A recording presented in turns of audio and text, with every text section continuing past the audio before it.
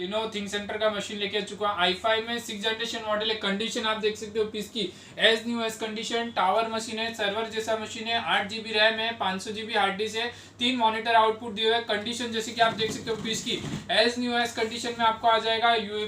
2 D port दिए हुए, VGA port है, USB 3.0 भी दिया हुआ है। i5 में 6 जनरेशन मॉडल है, अपग्रेडेबल है सारा। PCI एक्सप्रेस कार्ड भी दिया हुआ है। कंडीशन वीडियो में जैसे दिखा रहे हैं एज इट इज कंडीशन में आ जाएगी। प्राइस के लिए कॉन्टेक्ट कीजिए, मेरा नंबर है 9969284912।